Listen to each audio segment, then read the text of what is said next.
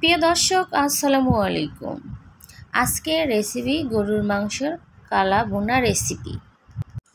আগের যুগের মা চাচিরা গরুর মাংস ভাজি করে তারপরে রান্না করত, তাকেই বলতো গরুর মাংসের কালা ভুনা রেসিপি।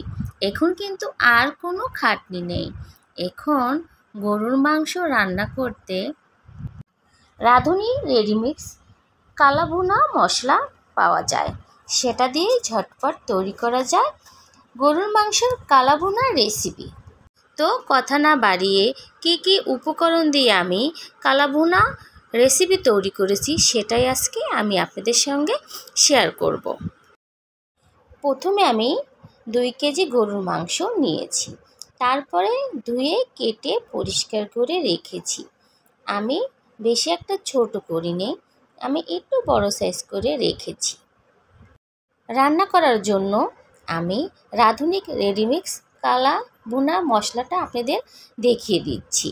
প্যাকেটটা আমি প্রথমে খুলে আপনাদেরকে দেখিয়ে দেব। প্যাকেটের ভিতরে কিন্তু 2টি মশলা থাকে, একটি বড় সাইজ আর একটি ছোট সাইজ। এটা বড় সাইজ আর একটা ছোট সাইজ।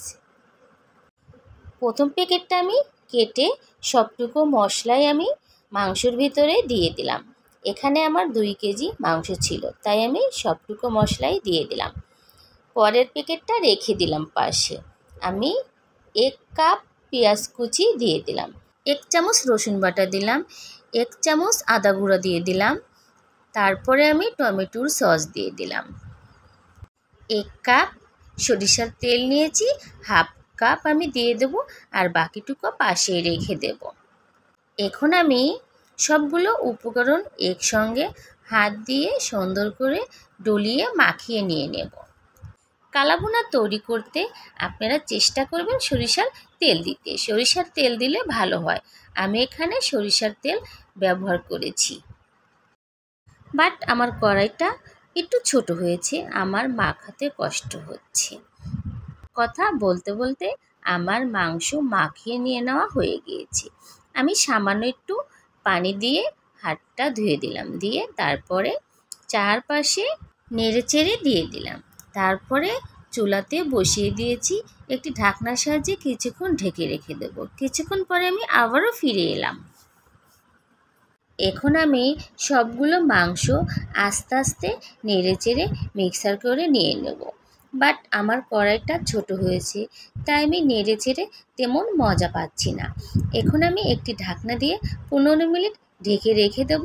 15 মিনিট পরে আমি আবারও ফিরে এলাম। আবার আমি নেড়েচেড়ে মিক্সার করে নিয়ে নেব, যাতে কড়াইয়ের তলাতে লেগে না যায়। ভালো করে নেড়েচেড়ে মিক্সার করা হয়ে গিয়েছে।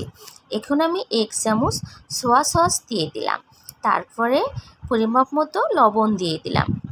এখন আমি আস্তে আস্তে সবগুলো মাংস নেড়েচেড়ে নিয়ে নেব। ভালো করে নেড়েচেড়ে একটি ঢাকনার সাহায্যে ঢেকে রেখে দেবো কিছুক্ষণ পর।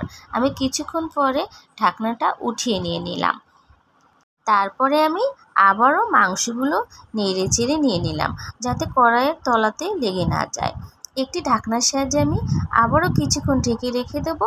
কিছুক্ষণ পরে আমি আবারও ফিরে এলাম। আমার কষিয়ে নিয়ে নেওয়া হয়ে গিয়েছে। এখন আমি রান্না করার জন্য এখানে পানি দিয়ে দেব। পানির পরিমাপটা হবে মাংসটা যত হালকা ডুবে যায়। আমার পানি দিয়ে দেওয়া হয়ে গিয়েছে। এখন আমি আস্তে আস্তে চারপাশে নেড়েচেড়ে মিক্সার করে নিয়ে নিলাম। আর মিক্সার করা হয়ে গিয়েছে। একটি ঢাকনা দিয়ে আমি 30 মিনিট ঢেকে রেখে দেবো। 30 মিনিট পরে আমি আবারও ফিরে এলাম। তারপরে আস্তে আস্তে চারপাশে নেড়েচেড়ে মিক্সার করে নিয়ে নিলাম। আমার রান্না করা প্রায় হয়ে এসেছে। বাকি আর একটা প্যাকেট যে ছিল, সেই প্যাকেটের মশলা আমি সবটুকুই দিয়ে দিলাম। দিয়ে আস্তে আস্তে আমি সবগুলো মাংস নেড়েচেড়ে মিক্সার করে নিয়ে নিলাম। মিক্সার করা হয়ে গিয়েছে। এখন আমি কিছুক্ষণ রান্না করে পাশেই রেখে দেব। মাংসগুলো আমি বাগার দেব, তার জন্য বাকি সবটুক সরিষার তেল দিয়ে দিলাম। তেলটা গরম হয়ে এসেছে। 1 কাপ পেঁয়াজ কুচি দিয়ে দিলাম। ততক্ষণ না পেঁয়াজের কাঁচা গন্ধ না যাবে ততক্ষণ আমি ভেজে নিয়েছি। তারপর আমি এখানে কিছু রসুন কুচি দিয়ে দিলাম, দিয়ে আমি আস্তে আস্তে নেড়ে চেড়ে মিক্সার করে নিয়ে নিলাম। আমি এখন কিছু শুকনো মরিচ দিয়ে দিলাম। সবগুলো উপকরণ আমি দিয়ে নেড়ে চেড়ে ভাজি করে নিয়ে নিচ্ছি। যতক্ষণ না কালার না আসবে ততক্ষণ আমি এভাবেই আস্তে আস্তে ভেজে নেব। আমার সবগুলো উপকরণ ভাজি করা হয়ে গিয়েছে। এখন আমি মাংসগুলো আস্তে আস্তে দিয়ে দিলাম, দিয়ে হালকা করে নেড়ে চেড়ে মিক্সার করে নিয়ে নিলাম। আপনারা ইচ্ছা করলে একটি ঢাকনা দিয়ে ঢেকেও রেখে দিতে পারেন কিছুক্ষণ, বাট আমি ঢেকে দিইনি। এখন আমি সবগুলো মাংস একসঙ্গে মিক্সার করে নিয়ে নেব। আস্তে আস্তে নেড়ে চেড়ে আমি সবগুলো মাংস একসঙ্গে মিক্সার করে নিয়ে নিলাম।